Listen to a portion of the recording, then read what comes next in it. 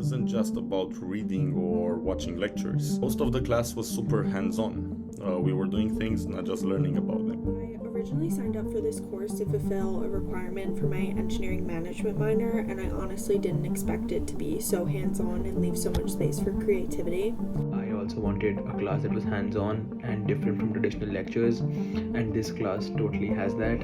Unlike most courses, this one felt like a real-world startup incubator. During his lectures, he's able to give real-world experience and how it relates to a company that we all are familiar with or a new startup. Professor Wilson's super nice, super kind, and I really recommend it. There's so much to learn. And honestly, this is one of the best entrepreneurship classes I've taken.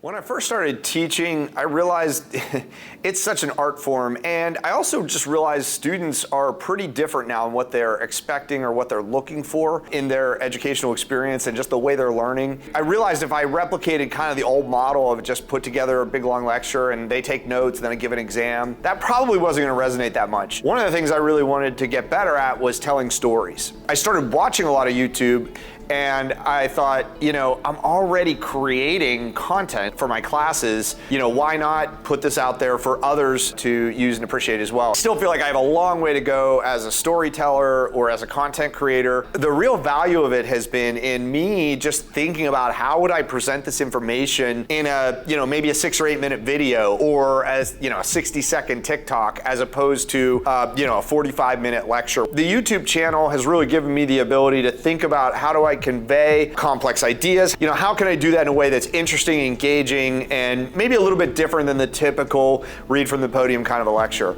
Great is the enemy of done, because sometimes you go for that thing that's perfect, and then in the meantime you missed a lot of opportunities because you went from 94% to 100%, and that was really, really hard, whereas you might have done 2 or 3 other things in that space. It's a balancing act. Sometimes perfection's a good thing. Earning money just to survive or to kind of pay your bills or meet your responsibilities, what if that was off the table? What if you didn't have to worry about that? Then what would you do next?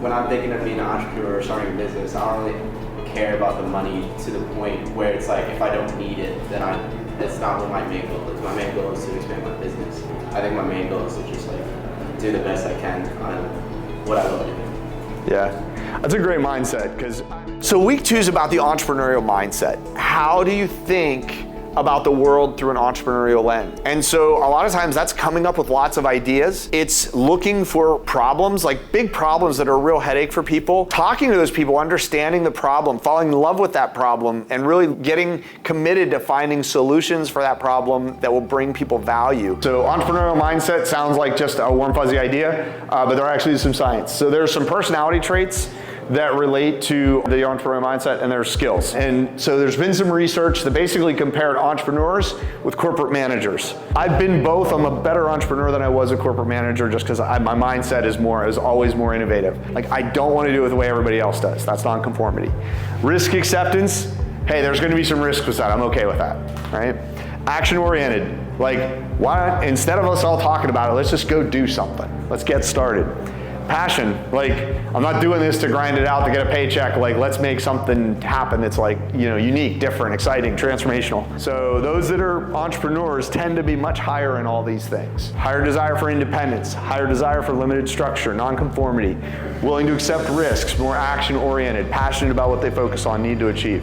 Idea generation, so anyone who took Ready, Set, Fail, we did a lot of ideation. We also have an ideation course, right? We go deep on ideation because, coming up with ideas, it's some people are more naturally inclined to it for sure, but there's also a skill set to it. In week 2, we get into one of the foundational things that entrepreneurs need to do well, ideation. Ideation is just coming up with lots and lots of ideas. What's interesting is some people are really, really good at this.